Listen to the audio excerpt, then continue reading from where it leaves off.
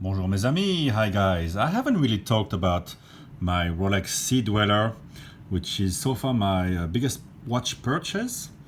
And it is such an amazing watch, so let's get through a few of the things that make it so special. If to you every Rolex diver is the same, it will be maybe interesting.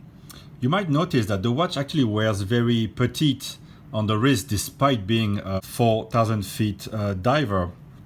The reason is that it didn't get the oversized lugs. Those lugs really make a big difference. If you see from the top, this one compared to the Submariner looks bigger actually.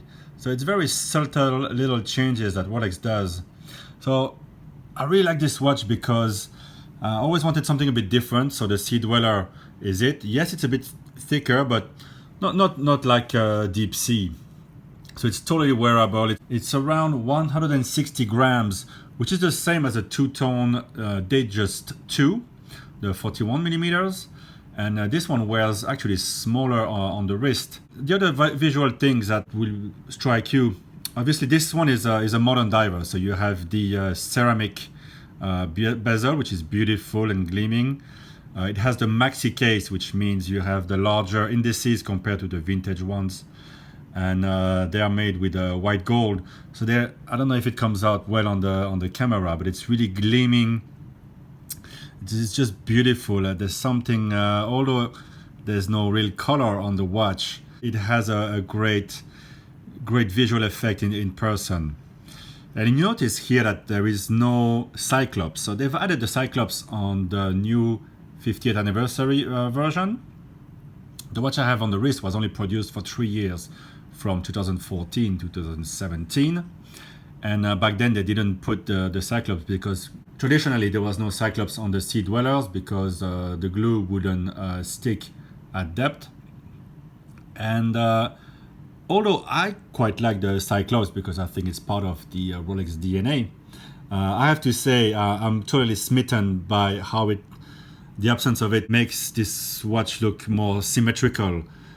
It's so nice, and you will notice there's a little how the date is done. There's a little step in there, and it's really well done.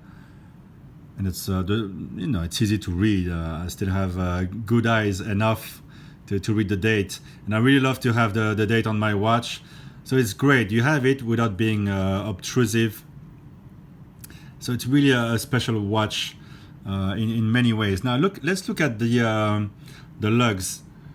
If you'll notice, there's some sort of through my disgusting wrist hair, there's some sort of elliptical shape to it. It goes, like this on the right side, like this on the other side. I don't know if you can really catch it. It's not just a straight flank, which again helps with the beautiful visual effect that the watch has of being rather small on the wrist. Those lugs make it blend really well with the classic oyster bracelet. Now, speaking of the bracelet, of course it has the glide lock, and I just adore it. I use it all the time. Here in Hong Kong, it's really hot outside, really humid. Inside you have the aircon blowing, so the wrist changes.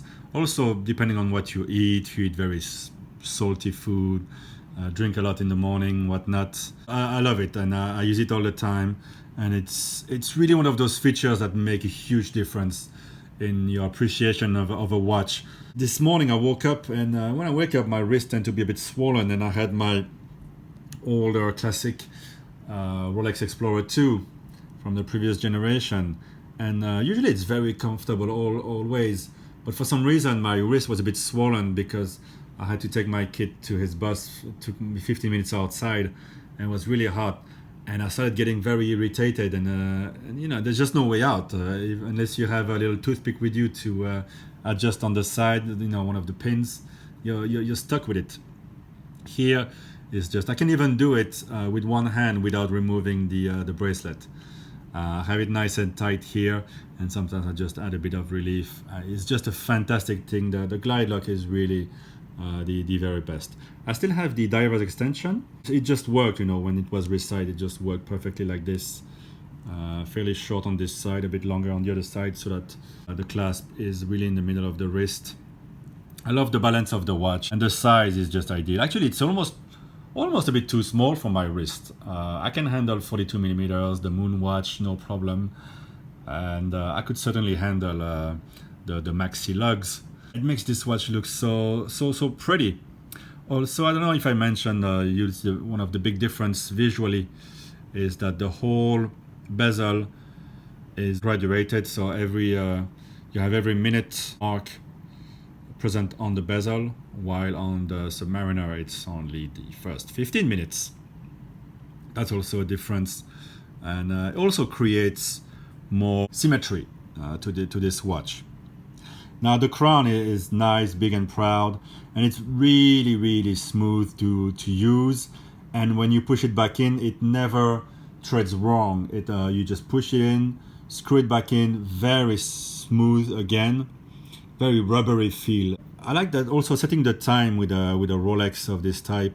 The movement is upwards, so going this way rather than the other way with, like, for example, the ETA movements. So it's very fast to scroll through not only the hours but also the day. The day clicks in at midnight perfectly. It's a very sharp watch. So this one I bought it used, but really mint. I've already put more wear on it in 3-4 weeks than it had in the past 4 years. One more thing visually, there is some writing on the back of this watch which is unusual. Here you have original gas escape valve mentioned, Rolex Sea-Dweller. Yeah, the escape valve is here. Here's a look at the beautiful clasp with some sandblasted finish. One last thing I wanted to talk about, and one of my favorite YouTubers, Guy from the Just Bluefish channel, had his Rolex sent to the service center for service for a little problem. There was a piece of metal under the dial, and I like his videos because he takes his time to be very precise about every detail of the watches. And so when he got the watch back, it's a bit like when somebody drives your car and changes your seat. At first sight, everything was okay, but he did notice one scratch that he didn't notice before. It's always difficult, those things, but it's not rare to hear that watches come back scratched from service. Also, he noticed that his watch, which was running before perfectly, almost zero, now was still within Rolex spec, but gaining between 1 and 2 seconds a day. And the reason I talk about is because I still have a few months on the warranty for this watch, and it runs perfectly, just plus 1 second a day, and there's no issue whatsoever, which is how it's supposed to be with a watch of this caliber that hasn't been used much. Is it worth sending it for just a regular service, movement cleanup, and risking a scratch on the watch or on the bracelet, risking a fingerprint somewhere? Oh yeah, Guy mentioned that he saw some smudge on the minute hand. It can easily happen. A watchmaker will have to take it apart. The process of making those watches is very surgical, very machined, very precise, and they make them all in batches.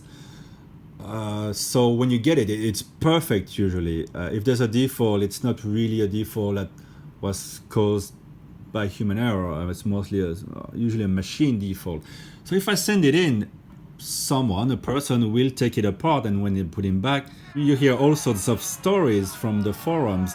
So unless a problem develops within the next 3-4 months, I think I'll just enjoy the watch and not service it, because I'm also, I think like many people, very OCD, and the watch will pick up smudges, but that's fine. Maybe if I make a big scratch on it, it's worth servicing it and have them clean it up. But otherwise, I just don't want to risk an issue that wasn't there before sending it for service. So these are my observations, my thoughts. In general, I think this is my best watch, my best looking watch. It does everything that I need. You have a quick timer thanks to the bezel. The bezel action is just amazing. It's just if you've never had a Rolex diver, it's just on a different level from everything. Fantastic action, beautiful symmetry. I love having the date. It fits great on the wrist, feels good. Slightly on the heavier side of things, but still 160 gram is nothing crazy for given how capable this watch is. And yes, it's over the top to have a Sea-Dweller for daily wear, but anyway. If I had to keep just one watch from my collection, I had to decide quickly which one to pick. I believe it would be this one, most definitely. I love my date just as well. Fantastic watch. Would be tough to choose between the two, but this one really ticks all the boxes for me. And also in terms of value retention, I believe in the long term, this model, which is discontinued, only produced for 3 years, which is much more pleasing aesthetically than most of the other modern models, which got bigger lugs, unnecessarily big. Even if you polish those lugs, there's still a lot left, and there's no little bevel on the side. So, I was hearing that the bigger lugs meant you could service the watch several times in your life, and you will still have enough lugs at the end of after 50 years, let's say. While vintage watches with smaller lugs barely have anything left. Yeah, you could argue that, but I think here that this is just the right size for the lugs. And as I said, it wears smaller than the current Submariner, which I think won't be that desirable if they change the model and if they make the lugs more like these, and if they put the new movement in it. This one here, it's still running the classic 3135, 48 hours of power reserve, but I was just watching a beautiful watchmaker's video about it. It's such a beautiful movement with tight tolerances. I think it's a real thrill for watchmakers to service that movement, and it's bloody reliable. And if you wear the watch every couple of days, then you never need to wind it manually. So there you go. That's my a bit more in-depth review of the watch. There's probably many other things to say. You can see here the thick crystal needed to go to the depth, 1220 meters, 4,000 feet. Even the writing on the dial is just has a nice symmetry to it. There's not too much. There you go. You can see it on the side. Obviously, the oyster bracelet, probably the best in the business. The best clasp.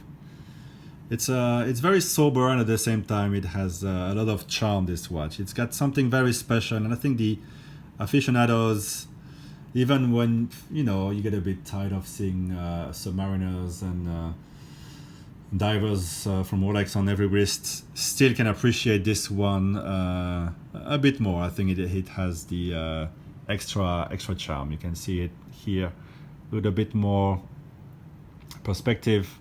Yeah, it wears petite. I hope you've enjoyed the video, and I'll speak to you in the next one. Bye bye.